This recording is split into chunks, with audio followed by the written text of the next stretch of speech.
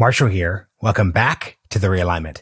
Today's episode is a deep dive into the Pentagon, great power competition, and technology. I'm speaking with Stanford University's Steve Blank about, once again, all those topics. We're going to hit batteries, semiconductors, his history in Silicon Valley, and the Pentagon, and how reform actually comes about. We're also going to talk a bit about Pentagon audits and how that actually works, considering the headlines people probably saw last month. Once again, lots of great stuff and a real deep dive. Definitely let me know in the comments if you have any questions or other areas we should follow up with in the future. Hope you all enjoy this episode. Steve Blank, welcome to the Realignment. Thanks for having me. Yeah, glad to chat with you. Let's start by anchoring your work in the space we're describing today. Two questions to start there. One, what is a Gordian knot in the broader historical metaphorical context? And then two, that obviously leads into explaining what the Gordian Center for National Security Innovation is. Well, that's a great question. On the highest level, a Gordian knot is a intractable problem solved by a unique insight or a unique set of actions. Historically, it's an apocryphal story about Alexander the Great going through a village that had a cart tied to a tree with a knot. And there was a legend in the village that whoever figured out how to open the knot would become the ruler of the world. And lots of people had supposedly pondered the knot and been unable to solve it. And Alexander came through and looked at it for a while and took out his sword and sliced it in half and solved the problem in a unique way. And the idea of the center, the Gordian Knot Center for National Security Innovation at Stanford, was our insight is that for the first time, probably in its history, the Department of Defense no longer owns all the critical technology necessary to deter or win a war. And that it's not built to acquire or integrate those technologies at scale, and it's having a hard time doing so. And so our insight was, who better than the university centered at the center of Silicon Valley, in the middle of AI, machine learning, autonomy, biotech, go through the entire list, commercial access to space that the DoD needs. And in addition, much like other great universities, we have great international policy, but also great engineering students and faculty in both those areas. But our unique contribution was my work and work of some others about the ability to build things rapidly and deliver minimum viable products and kind of build a structure around innovation with speed and urgency of delivering things that people need and want. That is called the lean methodology. And that intersection sets up a very interesting Venn diagram.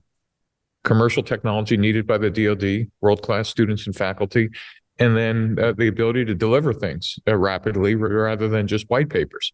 And so in our center, our students don't just admire problems, they solve them. That's the difference between publishing white papers and actually getting your hands dirty, building experiential understanding of problems and solutions, which almost always end up different than what you first thought. So that's the long answer of what the heck is the Gordian knot.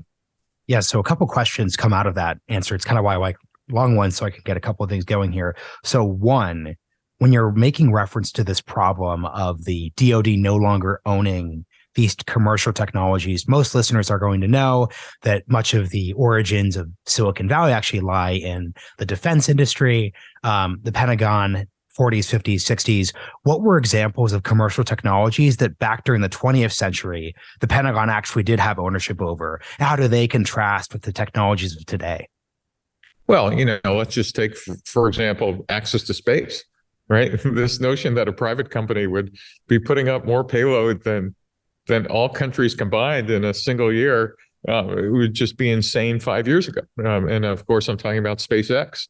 Whatever you think about Elon Musk, you can't take anything away from the massive achievements that company has done. They basically reinvented the architecture of rockets.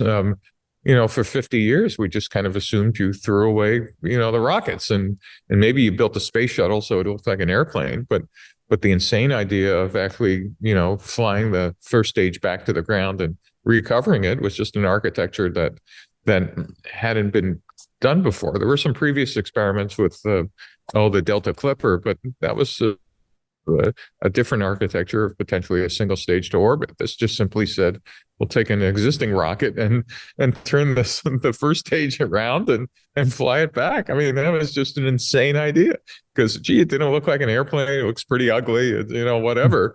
But it turned out, by the way, one of the critical items in being able to calculate how to control the thrust coming back is a piece of software called convex optimization that was actually designed by a Stanford professor. That's the core of SpaceX, but or at least its ability to land efficiently. But back to your question, commercial access to space is just one example of, well, the DoD not only doesn't own that, but China is investing in like 10 SpaceXs or drones. Yeah, we see its utility on the battlefield in the Ukraine, and both Israel and CIA and then the Air Force pioneered the use of drones, but we missed the entire commercial drone opportunity, first with DJI and then the Turkish drone companies.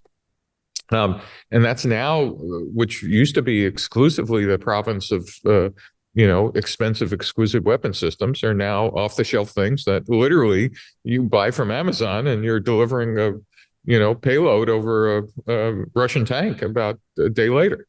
Pretty amazing. So, space and drones. And then autonomy, that is an AI, things that allow us to do some pretty amazing activities for both command and control and integration of weapon systems and predictions and ISR and whatever. Again, those were capabilities that required high performance computing and machines that were just completely out of the reach of a civilian populace. Well, now everybody has access to the cloud with more computing horsepower. Then it's just insert coins here, get output here. If you have enough coins or enough money, you could get as much output as anybody in the DoD, bar maybe one or two government agencies. So now all of a sudden, a whole set of technology in that area is no longer owned by the DoD.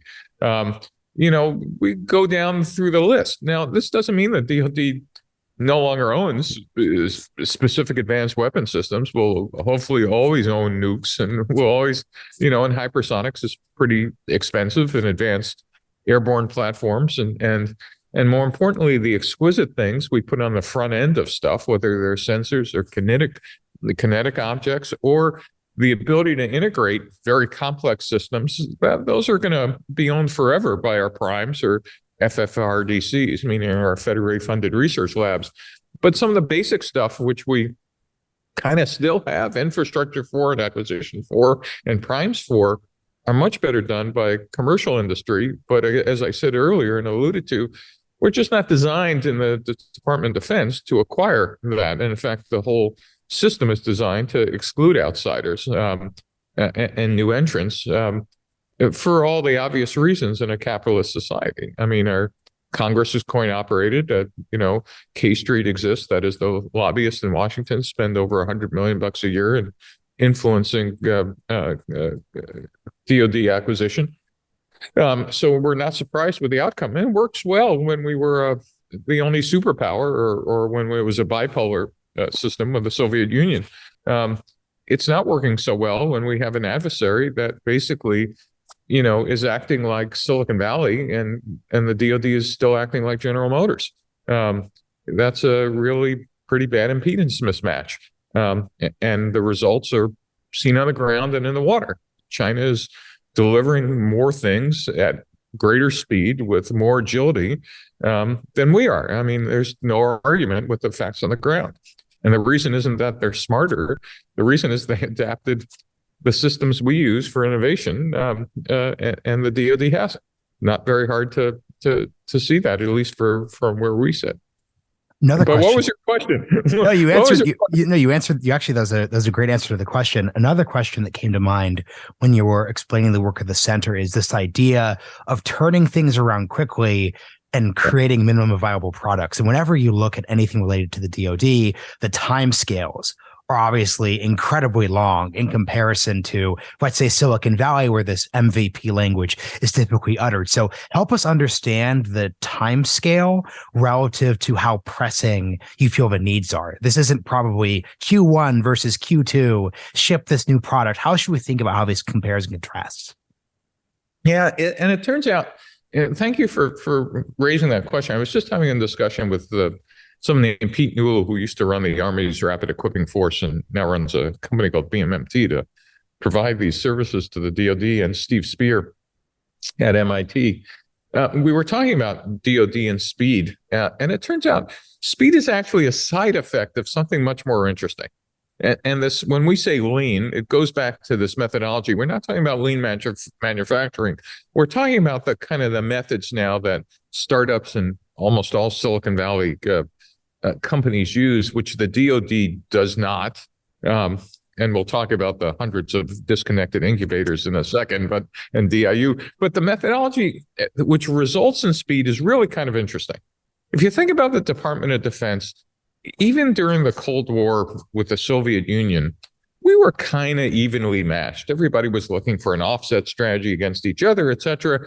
But we basically got away with predicting the future. And what I mean by that is that both sides could kind of see where the technology was going for the next 10 or 20 years.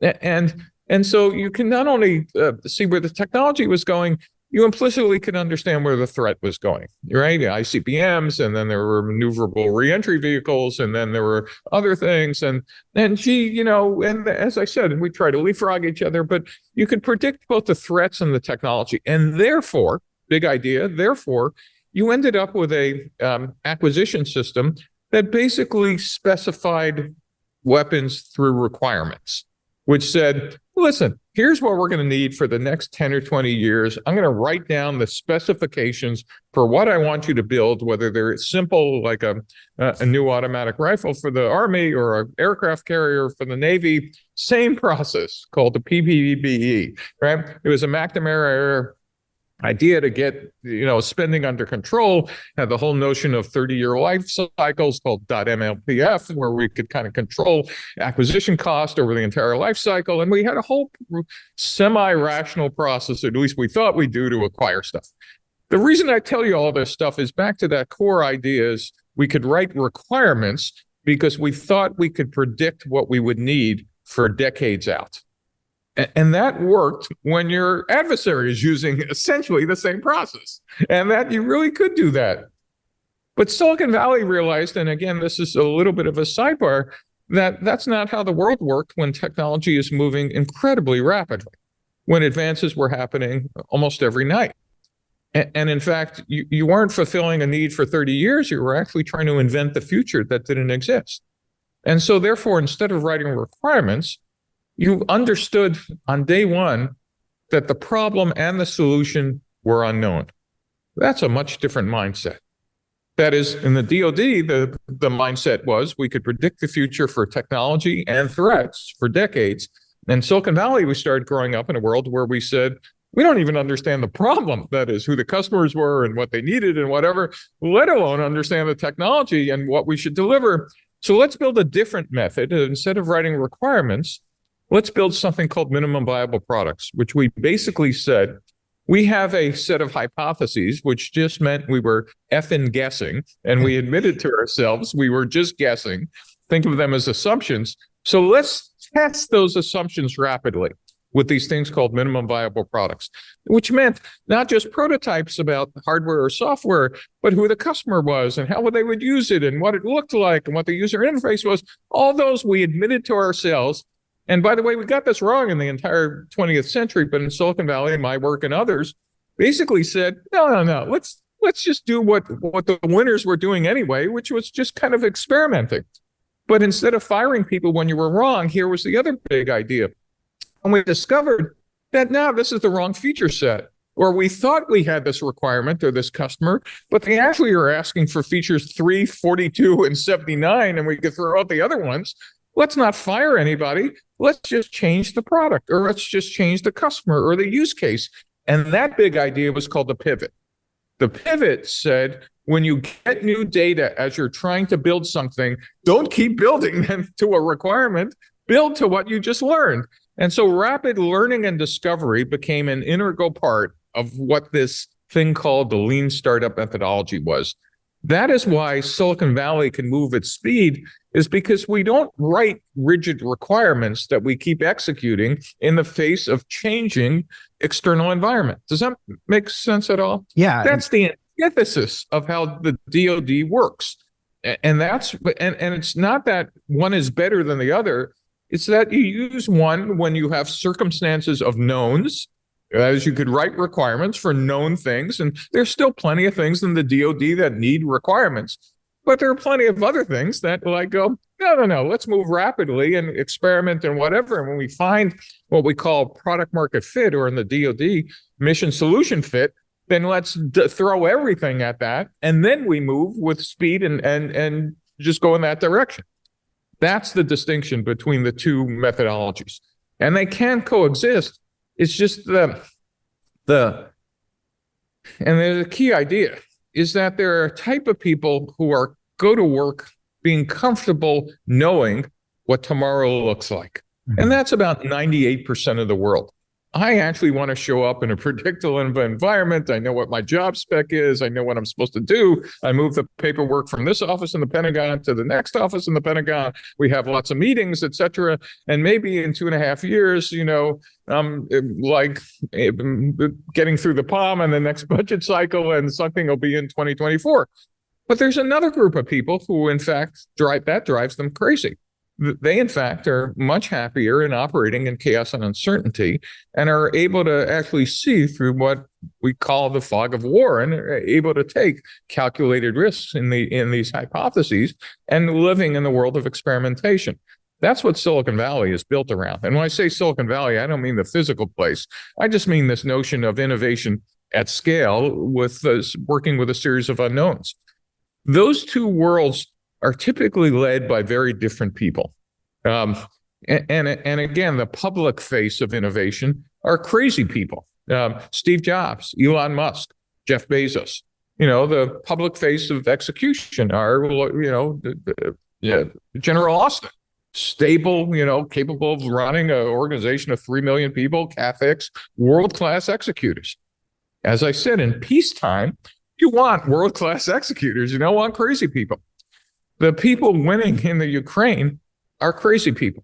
They were able to, and by crazy, I mean not emotionally crazy, but they were able to operate in chaos and uncertainty and literally reconfigure complex systems on the fly, versus facing a command and control architecture of Russia that have set battle plans, and when things don't go to plan, really are institutionally incapable of reconfiguring themselves to what the battlefield requires. Unfortunately, the U.S. looks a lot more like Russia than it does like the Ukraine. China looks a lot more like the Ukraine than the United States does right now. And it's not because people are dumb or we have bad people or the wrong people, but the big idea is that DoD has world-class people, world-class organizations for a world that no longer exists. And that's a big idea. It doesn't mean we need to fire people or whatever. It just means we need to say to ourselves, are we in a crisis or not? Because when you're in a crisis, you look around at the people you have and the organizations you have and the suppliers you have, and you say, well, wait a minute. Am I appointing and organized the same way I would have done outside the crisis? Well, it can't be possible. That's not the same group of people or same organizations or same systems that you need. And we've not decided that we're essentially in a crisis. We've not decided that we have a South China Sea problem that is going to be solved by someone else unless we deter it in a way that it's credible. And so far we haven't. And we have other problems at scale around the world trying to be solved by the same people who we would have appointed when we were the only superpower. So again, another soliloquy. Sorry. No, please keep giving those. So a couple questions that come from that, though, are, one, what are examples of these minimum viable products in the Pentagon's context? Because it's hard to see a minimum viable product if it's like a F-35, or if it's even, let's say, a conventional drone, because obviously the key difference here during non-wartime conditions between a startup and, the DoD is that there's an actual market. You're actually in a wartime condition in the startup context, in the sense that you're shipping a product and you send it to these 10 users, and these 9 users had this problem. And that's how you go from the MVP to a finalized product, like, over time. But if there isn't actually, let's say, a war going on actively, if you're not actually putting those, let's say, MVPs to the test in that sense, how would you actually ensure that process occurs? Yeah, it's a great question. And I like, unlike the civilian world about thinking of MVPs as a single product, et cetera, let me give you a pre-World War II example, which comes from Admiral Selby of the Office of Naval Research, who's been trying to preach this to the Navy for a while. And so I'll channel him for a second. It turns out the war in the Pacific in World War II, if most of your viewers understand this history, were won by, aircraft carriers, submarines, and the Marines, and with contribution, obviously, from the Army. But what happened is, pre-World War II, the Navy believed that there would be a war in the Pacific with Japan, and we ran war games, and obviously the way the war would be fought with battleship fleets, and eventually, we ran multiple exercises for decades, that the war would eventually be won with our fleet versus Japan somewhere in the Western Pacific, after rolling them back, and we assumed they would take a whole set of islands, et cetera. And starting in the 1920s, we also built these scouting ships called aircraft carriers, and starting with the Langley in the 20s, and then multiple carriers after that. But they were designed not to be the pointy end of the spear, but actually the scout ships, but we practiced with them for decades. It's a big idea. We understood that aircraft carriers and submarines would be an integral part of a war plan, but that wasn't kind of integral to our operational concept. We thought we could have won without them. But the big idea is that we had practiced with carriers for 20 years, essentially 20 years. But on December 7th, 1941, all our operational concepts ended up on the bottom of Pearl Harbor, because the Japanese decided that, battleships are great, but we're going to project power in a way that the Americans had never even conceived, as they showed up with a carrier strike group. That is, multiple carriers launching hundreds of aircraft and projecting power, not with a battleship driving into Pearl Harbor, but hundreds of airplanes approaching Pearl Harbor from the north of the island and attacking and trying to sink the fleet. Lucky air carriers were gone. The big idea is, of course, we got schooled on what the new operational concept was in about an hour and a half. But number two is, and this goes back to using civilian capabilities, is we started the war with 7 aircraft carriers in the United States. We ended the war with 112 in 3 years. It were essentially 3.5 years. The U.S. built over 100 aircraft carriers, half of them escort carriers, but a ton of fleet carriers. At the same time, we built 2,400 Liberty ships for cargo, and another, 600 Victory ships to do that. Close to 3,000 ships just for transporting cargo. So the key point here was an MVP was actually those carriers in the Pacific for 20 years. We had not run simulations or paper games, war games, which we were doing as well, but we were actually practicing in the fleet with things that people were getting their hands dirty. So when we decided that we had just gotten schooled on what a new operational concept looked like, a carrier strike group, we could scale as good as in fact, we scaled, Japan, I think, built 6 carriers or something like that in World War II. We just outscaled them, stole their concept, because it proved to be a much more, I don't think there was a battleship to battleship fleet encounter. Maybe there was during World War II. I can't think of one. It was a carrier war. But the point was we had gotten our hands dirty. The equivalent today, it's pretty obvious to everybody except the Navy, is that a good chunk of a future fleet is going to be low-cost, attritable autonomous systems. Not to replace carriers, but in fact, just imagine resupply across the vast distances of the Pacific. If you put all your ammunition and and supplies and logistics in the big ships that we already have, you might as well just paint bullseyes on the top of them. Is that you're either going to have to pre-position all that stuff, some of which we will, but those will also be targets. But if you can't resupply the Marines, the whole EABO concept is for naught. I mean, you might get them to the beach, but they're not going to have anything to shoot with. So just imagine a fleet of semi-submersibles, that are attritable, that only 80% of the cargo get through. And basically you have a very much different problem because you're now launching 1,000 of those across the Pacific, and it creates an enormously difficult targeting problem for adversaries. Now, take that as the most simplest case for being able to have a new operational concept. Well, where are our drones at scale that we're actually practicing with the fleet? We have Task Force 59 practicing with the Fifth Fleet in the Mediterranean, but there really isn't hundreds of drones being deployed today in Indo-PACOM that are working with the fleet. Unmanned wingmen.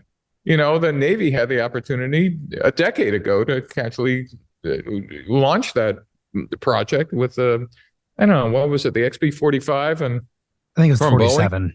47. We should have had hundreds of those things in the air by now. It was not technically infeasible. But in fact, all those things challenge the status quo, and they challenge the mindset, and they challenge the existing vendors. I mean, you could go through the reasons why those don't exist. Number one, let's just take unmanned fleets. Well, if you're a captain, the whole goal in your life is to command the ship. And now I'm going to commit to the same with the UAV pilots, who were working in Iraq and Afghanistan. Is I don't want to sit in a container in Utah. I want to be Tom Cruise, right? Or I want to be X or Y. The same with, and more importantly, the same with the primes. Well, I don't have a factory that is the shipyard of the 21st century. I have Groton, Connecticut. If you've ever been there, it looks like something out of like the 19th century. And I'm sure we turn out great product. I mean, I just watch them build Virginia class subs and whatever. But that's not an automated system capable of turning out thousands of things at a time. Same with drones. Same with other things. We have not built the industrial capacity to build 21st century architectures or ships. The problem is that we're watching Turkey and Iran do that. I'm really feeling that it's feeling like, pre-World War II, and we're invested in battleships. We're seeing the future in Ukraine, at least on land. And I fear for deterring a war in the Pacific because China is not constrained. But the problem is we're constrained by our legacy, meaning being the dominant superpower for such a long time, we've built an entire architecture of people and systems and processes and lobbyists. And, remember, U.S. Congress is coin operated. We live in a democracy, but it's a deep pockets democracy. Those with the biggest funds get access. And those that threaten the status quo in peacetime, don't get a major defense acquisition program. I mean, think how hard it is. I think you've had Trey Stevens on talking about Andrew, how hard it was to get companies like Andrew or Palantir or SpaceX to be major defense contractors. It required a billionaire. That's insane. I mean, there should be in jail for that. But in peacetime, that makes sense. Again, you have to decide whether we're in peacetime or whether we're in a crisis that we just simply haven't declared it as a crisis, and status quo is no longer acceptable. So I think it just really requires a lot of your listeners to understand why is it that we're incapable of change, and I think in hindsight, in the history of the Department of Defense, change has occurred. That is, organizational change at scale has occurred only three ways. One is it happens when the Secretary of Defense institutionally decides this ain't working and tries to reorganize themselves. And that's happened barely. Or it happens through executive action when Eisenhower decided to kind of reorganize how the Joint Chiefs work. But actually, most of the massive changes happened over the DoD's dead body. And the best example is Goldwater Nichols. it required Congress which actually didn't start the Great Combatant Commands. If you read the history of Goldwater Nichols, it was actually trying to kind of reorganize the Joint Chiefs and then recognize that there were lots of other things that weren't working. And we ended up with the 1985 Goldwater Nichols. I think we're at that spot. I think the DoD, personally, I think because of all the revolving doors of appointees, and they go back into the primes and whatever, there's just too many vested interests for the DoD to do it itself. And the executive branch doing it would require, a Congress that plays gotcha. It would be untenable. I think this Congress actually is probably the best place, believe it or not, even though it looks like it's going to be incredibly polarized. Might find this the one area to agree is that the DoD actually needs to be reorganized in a way that actually utilizes private capital and private industry at a scale not seen since World War II. Remember, private capital's investment in innovation exceeded the entire DoD budget last year. I mean, that's just an amazing fact. It's like put more money into crazy, stupid things and the reason why is we make it so hard and so unprofitable that no one wants to play in the DoD sandbox other than the people who know how to already play. And therefore, we've set up that barrier. And by the way, the primes are happy with that because, by the way, remember, the DoD budget is a zero-sum game. It's not going to double or triple because we need new systems. That money is going to have to come from existing contracts or existing ideas and over their dead body, and rightly so. I mean, if I was CFO or on the board of a major defense contractor, there's no way I want new entrants because that means someone's going to lose. And that's why you have all this consolidation is that we want to make more and more money, but that's a different motivation than what the Department of Defense should have if it realizes that there's a whole set of things that they're not getting at the speed they're not getting, and more importantly, that our adversaries are. How do we fix that problem? A couple last in this section before I hit a couple other topics. Number one, would you say then that we are in a crisis right now? Because I liked your kind of articulation of we have to come to an accord of whether or not we're in a crisis right now or we're in a pre-thing. Would you say this is a crisis moment right now? Well, yes. So the short answer is yes. And the second answer is that, sometimes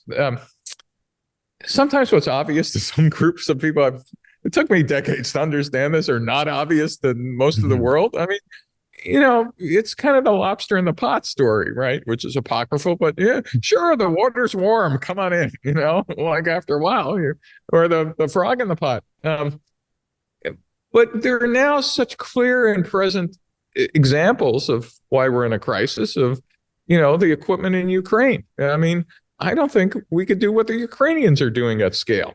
I mean, it's with our own equipment. I think just look at the number of things China is putting in the water and in space and in other places at a scale unimaginable by us. It's not that we don't understand it. It's not that we couldn't do that. It's just that we're not equipped to do that, and we're not organized to do that. Yet at the same time, we've said that, or implicitly or explicitly, that Taiwan is a matter of national interest, and the Chinese crossing the Taiwanese Strait, not only for the defense of democracy, but the defense of semiconductors. If we don't believe in preserving democracy, we ought to at least think about what happens if, given our export controls on China, that they decide the way to solve their chip crisis is to simply seize the fabs in Taiwan from TSMC. Because that's almost a self-inflicted problem that we've said, let's cut them off from that advanced technology. Somebody in Beijing is going to say, well, the U.S. really can't stop us from taking Taiwan. And I'm sure they're doing those calculus and war games all the time. By the way, their war games are driven by somebody in one of their centers who's a master at AI and machine learning. And their war games are being run by some pretty sophisticated stuff. If you just read the commercial papers, is one of my students' projects was actually translating the source of some of that stuff. And you went, whoa, they're running like 100x more war games than we are. But back to the point, When you take a look at the worldview, it's a different world than existed 10 or 15 years ago. Think about it. We were chasing Al Qaeda and ISIS and non-nation states, and we could put the full power of advanced technology against them. And by the way, that still didn't end up well, but there was no question that we were the dominant power, at least technology and military wise, in that domain.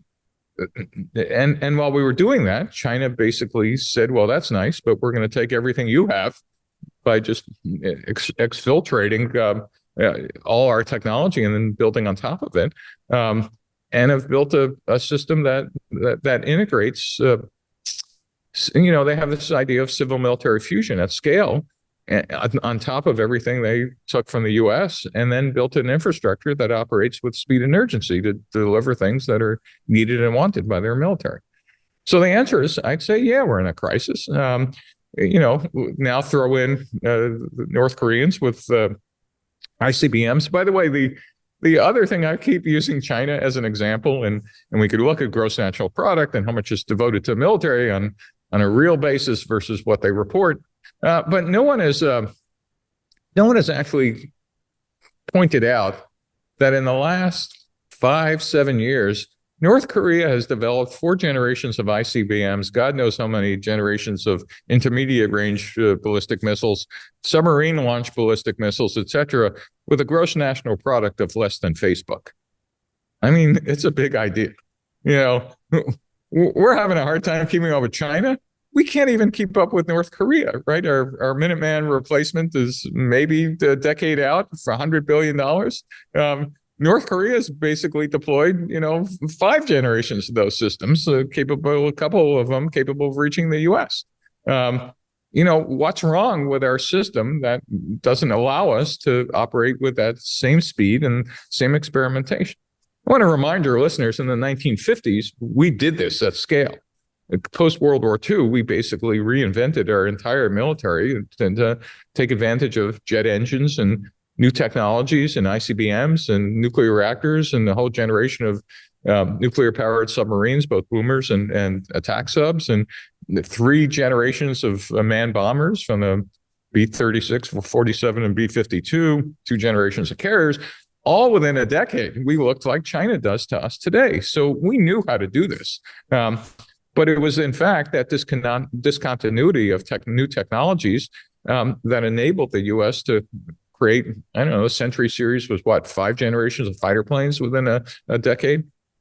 By the way, the reason why we talk about McNamara's era of PBBE was that he came in and said, well, we built all these advanced systems. No one has thought about life cycle costs. The country's going to go broke because we can't figure out how to maintain and scale all these things. And the U.S. military want 20 more systems, time out. We've already surpassed the Soviet Union. Let's slow this stuff down.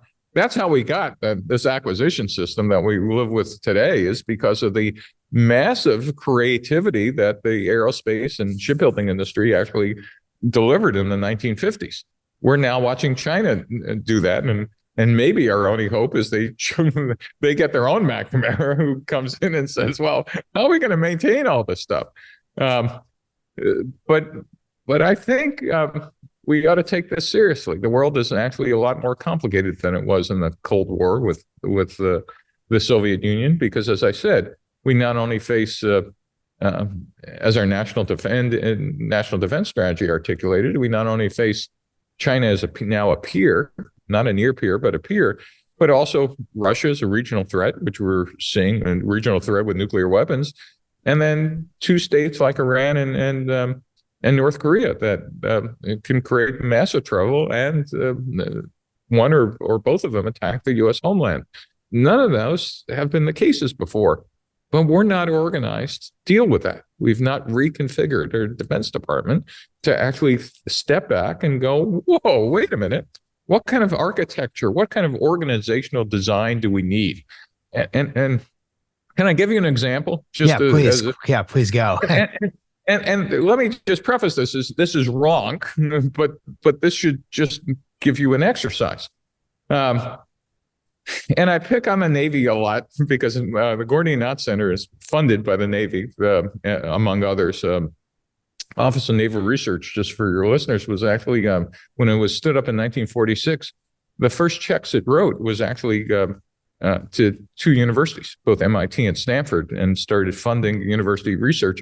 And so they've been in the leader in funding creativity. Admiral Selby has, I think, started to try to get them back on that track, besides the other creative things they do. But organizations do what they're designed to do. And what I mean by that is you show up with a job, you get the equivalent of a job spec, and here's what you're supposed to do in your organization, and leadership knows what it's supposed to do. And good organizations do that. But you got to step back and say, well, is it designed to do the right thing? Not is it doing stuff, but is it doing the right thing? And let's just take at the highest level, to the organizations that work for the Office of Secretary of Defense are R&E, Research and Engineering, and A&S, Acquisition Sustainment. Used to be one organization. Then we thought maybe it was smarter to split it in half. But just imagine as a thought experiment that you split each of those two organizations in half again. And this is wrong, but it'll get you the point. Mm-hmm. That imagine R&E had, and Heidi Shue said, Heidi, do exactly what you're doing today, but we're going to point the head of DIU to be the other half of R&E. And so for R&E, we want you to focus on all the existing vendors and all existing deals, and you're working with DARPA and other fun stuff. Keep doing that. But gee, we're sticking Mike Brown in back, or his equivalent, in again, and you're focused externally, and now you're bringing in new commercial technologies for research and engineering. That's a different organization. And let's do the same with, I think it was Bill LaPlante, who runs A&S, is that right? For acquisition. Great. The existing half of acquisition, you keep working with those commercial vendors. But there's a new head of the other half of acquisition was commercial acquisition. And not only are you working with new entrants, that's your job. But more importantly, you're not using the PPE. We've just given you authority to use commercial contracting on this other half. Now, all of a sudden, we have a DOD who has a different organizational design. And now imagine on top of that, instead of reporting to Kath Hicks, we actually built a matrix organization that says, well, our problems are not R&E and A&S. Our problems are China and regional threats like Russia, North Korea, whatever.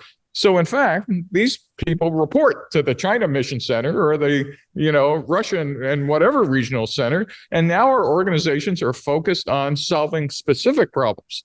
Down in the services, we would do the same thing. Navy has some great weapon centers. Newark, the Naval Underwater Weapons Center, China, which deals with underwater weapons and torpedoes and whatever, China Lake, air-to-air missiles, other places, surface warfare centers. And those made sense as silos when those were siloed problems. But nowadays, for example, our problems are not silos. Our problems are defeating China's A2AD, or our problems are long-range fires, or our problems are autonomy and attritable systems. Those cross across all those warfare centers.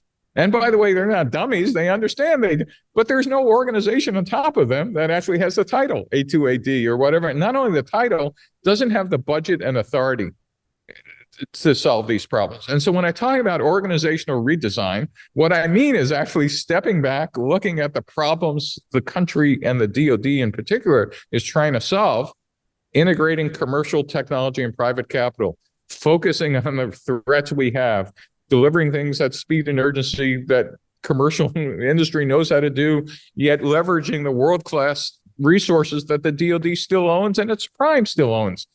Listen, it's not that we're ever not going to need our primes. They have sophisticated capabilities that will take new entrants decades to learn, if ever. But in fact, to be able to appropriately use the resources of the entire nation rather than this closed system that we've built today, that requires an organizational redesign at the scale of Goldwater Nichols. And as I said, that's not a function of the DOD. Right now, the function of the DOD for innovation has gotten us that dog's breakfast of 100 plus incubators and accelerators, all operating, disconnected, et cetera. The NDAA throwing stuff against the wall with $1 billion for, quote, innovation, which basically is innovation theater. I mean, it made somebody in some staffer feel good for sticking in a line item, which is great. By the way, all those 100 incubators and accelerators in the DOD, they shape culture, but they don't really deliver product. The good news is they shape culture. We now have lots of airmen and soldiers and sailors who now kind of have been exposed, and their leadership, at least up to the 03 or 04 level, speak the language. But we're still not delivering things at scale. We're delivering things that are kind of interesting on the ground, but we're still not delivering things at scale. And they're okay, but they're not connected together in a system that delivers, major changes for the Department of Defense. But we're prepped to do so. This is ripe for a change. And I think there are people on both sides of the aisle in Congress, whether it's Congressman Moulton or Congressman Gallagher or a whole set of others who've been talking about this, who just simply need a roadmap, an innovation doctrine. That is, the DoD is built on doctrine. But if you think about the doctrine we have, it's basically, how do we everything, again, take the Army ADPs, because you could get those online and whatever. If you really read them from top to bottom, like the ADPs, all the way down to the TTPs and field manuals, which actually tell you how to turn the screw in the bolt, versus ADP 1.0, which tells you the why the Army exists and why the Department of Defense exists. They're all about executing with the people we have, the equipment we have, the concepts we have, et cetera. And it's not that we don't change over time, right? The counterinsurgency ADPs got rewritten in the middle of Iraq, and when we discovered what we had really wasn't working, and so they do change, but they change very slowly. Well, and quick interruption there. Yeah. That change happens during wartime conditions, right? Like that change is happening in the middle of the Iraqi civil war, where you have to make a surge. Because we recognize we're in a crisis, right? So find, fix, and finish happened with the integration of people who don't even talk to each other in Washington, but it happened. So it's not. We stood up the Rapid Equipping Force, which immediately got dissolved and integrated into TRADOC, and then disappeared and got reinvented in the Army's Future Command. That didn't deliver a damn thing, but was delivering stuff. Delivered 150 solutions on the battlefield, and stopped delivering when it got politicized inside the building because someone wanted to run it. It should have scaled, but instead, everything on the battlefield, when the war's over, we said, oh, no crisis, and then politics ends up being in play. I forgot where the ADPs. So we have essentially what I'll call execution doctrine. Every service has doctrine. We have joint doctrine, et cetera. But think about that as execution with the systems we have, the processes we have, the people we have.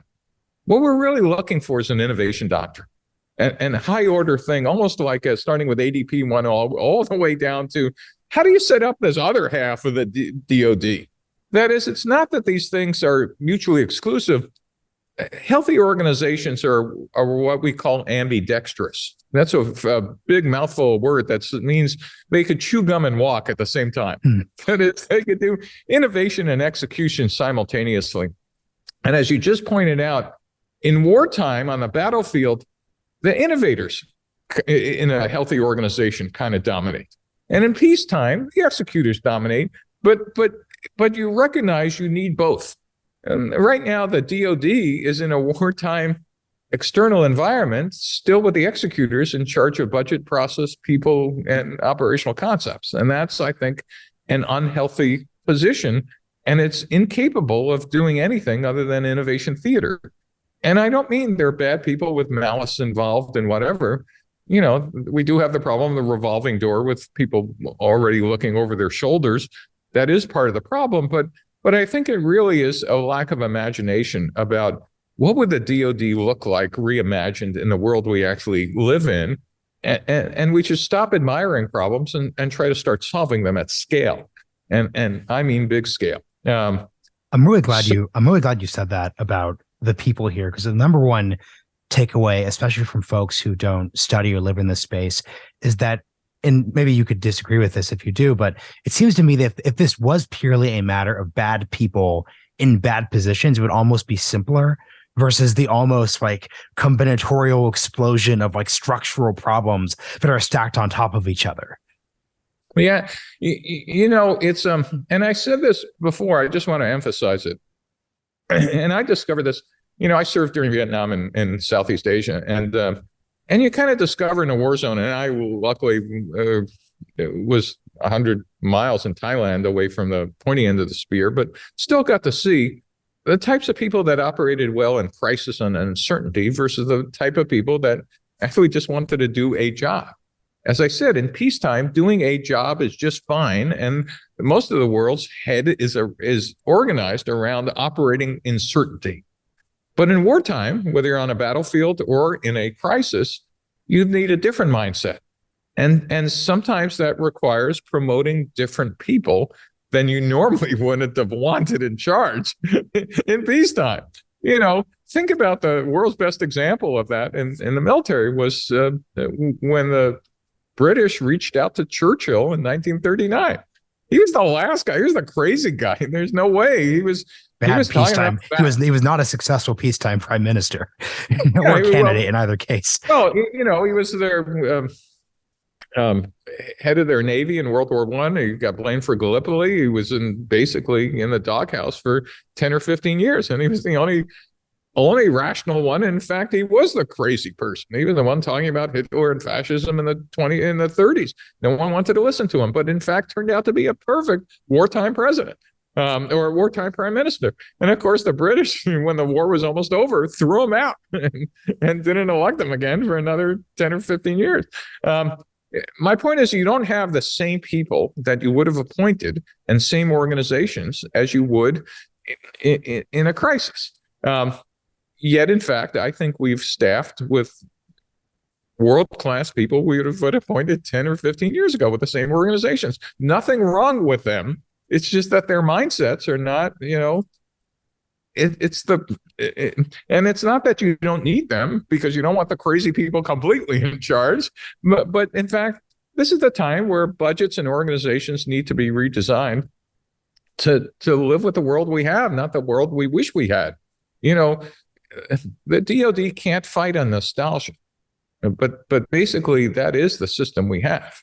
We still assume that we're the only superpower and the only people with these advanced weapon systems. And when you go into SCIFs, then you kind of say, well, if you only knew what we had behind this, inside this vault. Well, guess what? So does our adversary. And yeah, we have some pretty neat stuff and whatever, but I don't think it's enough. And as I said, I don't think we've engaged the entire economy or country in a way that actually would actually deter adversaries. Remember, at least for me as a civilian now, the goal is not to design a system to win a war. That's a failure. I think the goal we should all remember is the goal is to deter a war. And God forbid if we have to fight one, to win it quickly and at least cost to everybody. I just think that most honest brokers would look at what we have in place and say that's no longer the case, at least at the same certainty as we've had for the last 75 years. And that we owe it to the American people to be able to honestly rebuild a system that could do that. Because the choice in the 21st century is between a dystopian, totalitarian country and a democracy. And by that you mean the Chinese system, correct?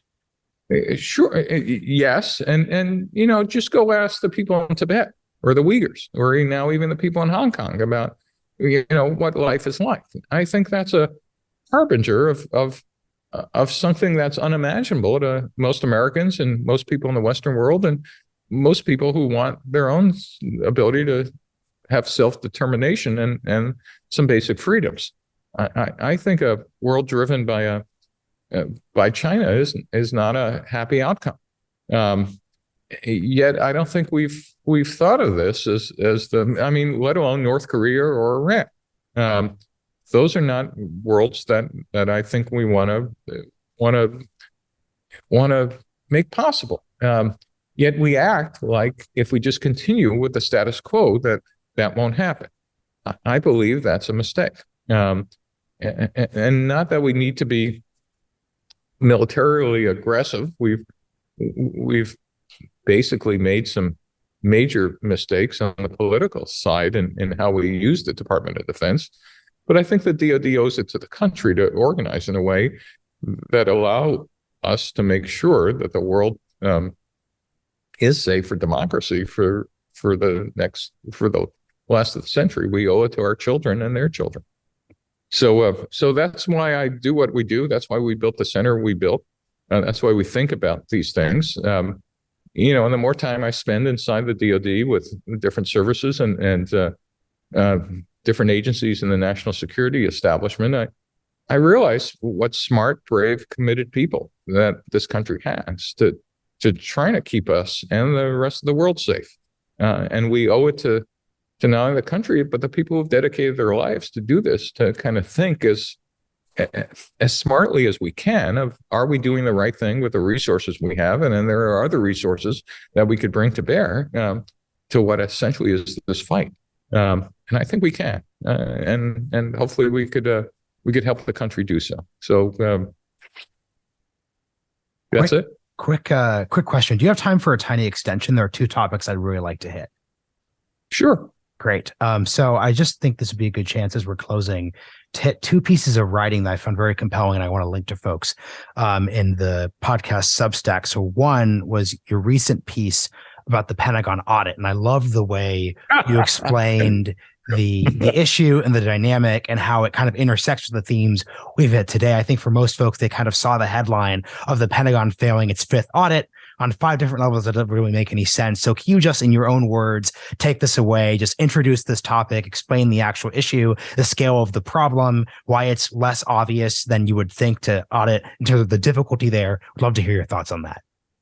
Yeah, I mean, this is such an arcane example, but it actually does kind of point out the issue about the difference between execution, that is doing the same thing repeatably, when it works, and innovation, about looking at something with a different lens. And I was on the Pentagon has a ton of advisory boards where they get civilians and outsiders and X to come in and give advice. And there's a whole shtick I have about, if you ask for advisors that give you 10% advice, that's what you get. But given what exists outside, we've just set up advisory boards, I think, for the DoD incorrectly. We should be asking for 10x advice, not 10% advice. In hindsight, I was sitting on an advisory board that was organized for 10% advice. And the idea was, we were looking at, of all things, how the Department of Defense does financial audits. That is, hey, do you have all the equipment you said you have? Gee, is this building still here? Is this road still here? Is this there's a pipeline. Have we counted that as the material we own? Gee, let's count the number of planes and ships we have. I mean, just some basic accounting stuff. But remember, the DoD is 3 million people, thousands of aircraft, ships, buildings we didn't even know we have, pieces of land, et cetera. It's a huge undertaking. And it's not just, let's do it across. It's doing it by agency or service or organization, et cetera.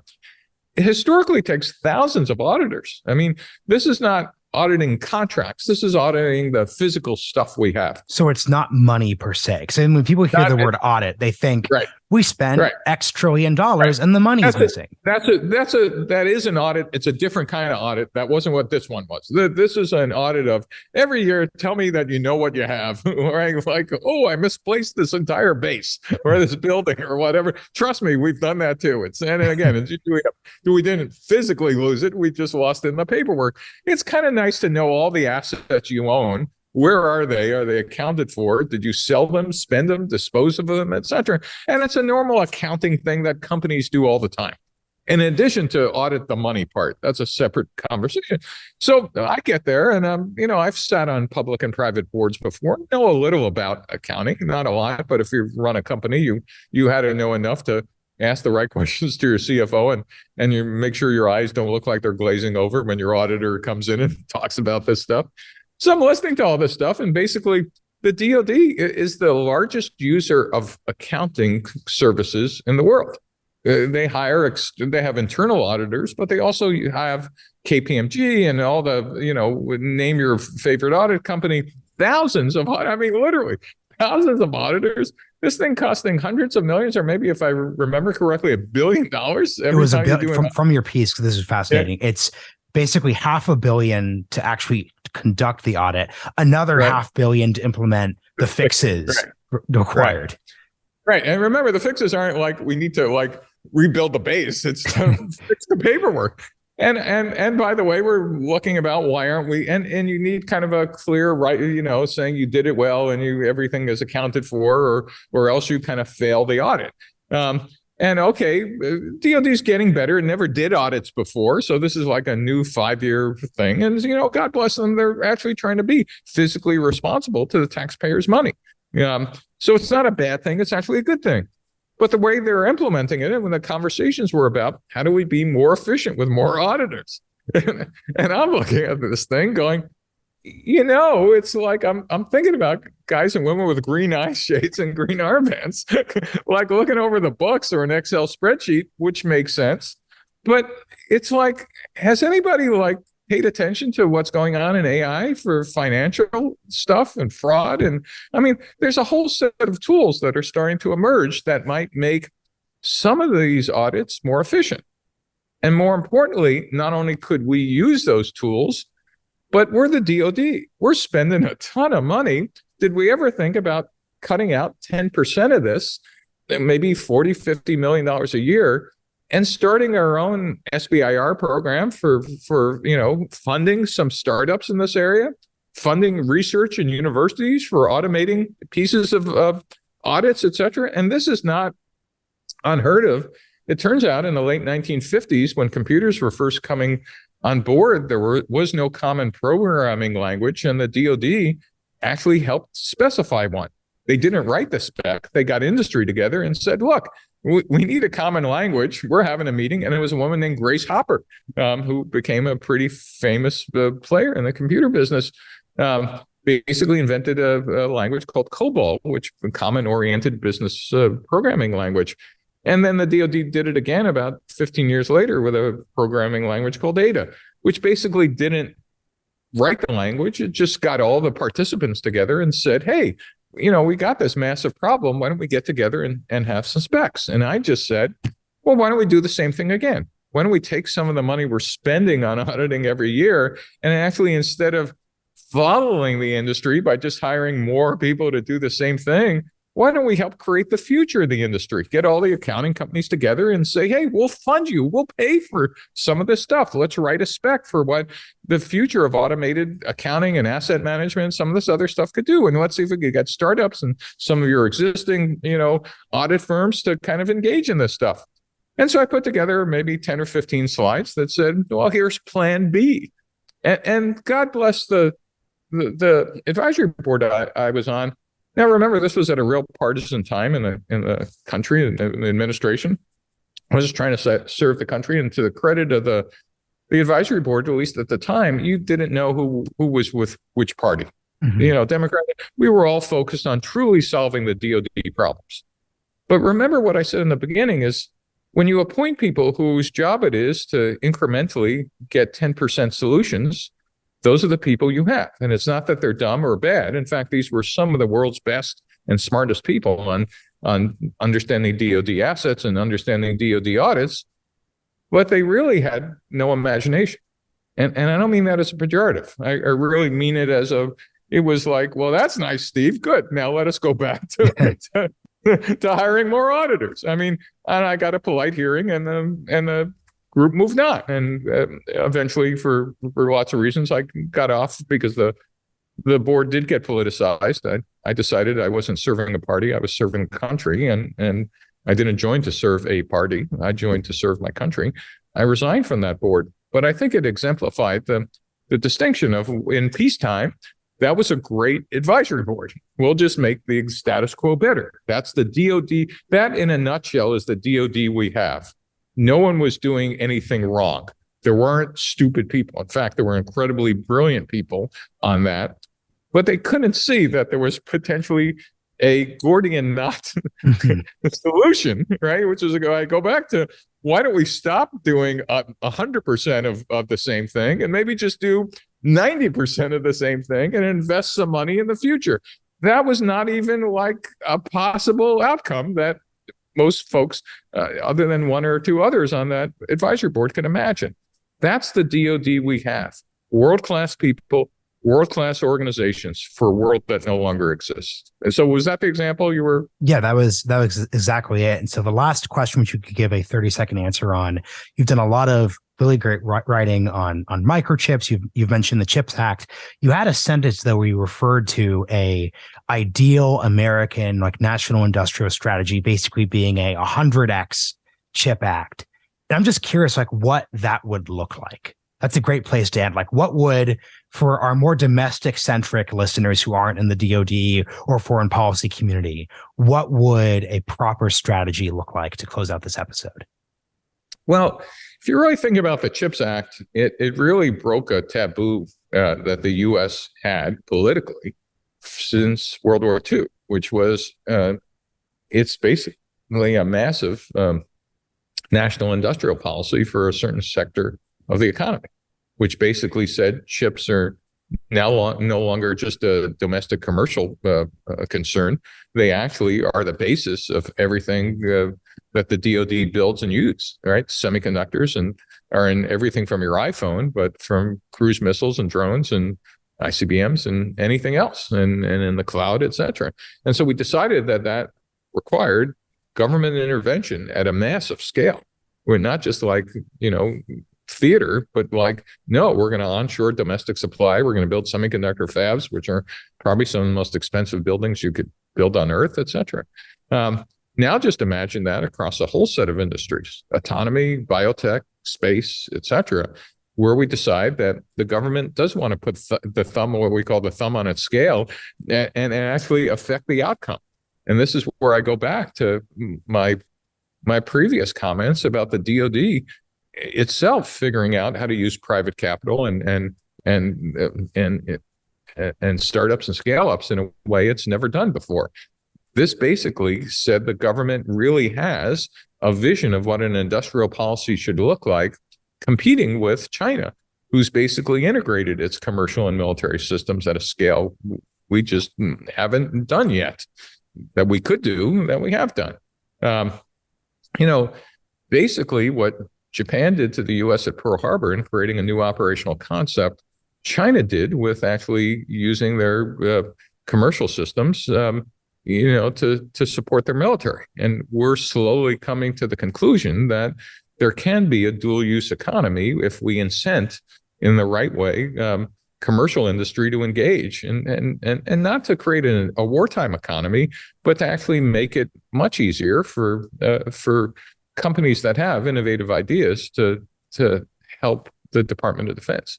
The 100X would in fact be a set of incentives rather than coercion like China uses, a set of incentives that would allow private capital, private industry to go, well, it's profitable and it's good for the country. And, there are customers here that would actually buy things. I think if you, if you listen to venture capitalists, they'll tell you a million times, we don't need seed capital from the Department of Defense. We need orders. we need you to buy stuff, not talk about buying stuff, or not talk about starting stuff, or not talk about the valley of death.